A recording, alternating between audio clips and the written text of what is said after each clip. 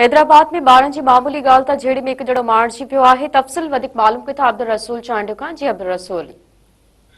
यहाँ हैदराबाद जे हटड़ी थाने जे अंदर नूर खान चांग में 12 जी मामूली ॻाल्हि तां चांग बिरादरी जे ॿिनि धुरियुनि में झेड़ो थी पियो, जंहिंजे नतीजे में गोलियूं लॻण सबबि हिकु शख़्स मारिजी वियो आहे। जंहिं त मारिजी वरी जेका सुञाणप आहे उहो पप्पू पुट रुस्तम चांग ते तौर थी आहे। जंहिं त 12 जी मामूली ॻाल्हि तां झेड़ो वधी वियो, जंहिं दौरान पप्पू चांग खे गोलियूं लॻियूं ऐं सख़्तु ज़ख़्मी थी पियो। वाक़े जो इतला मिलण ते पुलिस वाक़े वारनि पहुची वई आहे, जंहिं त मक़तूल जो जेको लाश आहे उहो तहवील में वठी हिन वक़्तु पोस्टमार्टम जे लाइ सिविल अस्पताल हैदराबाद मुंतकिल कयो वियो आहे।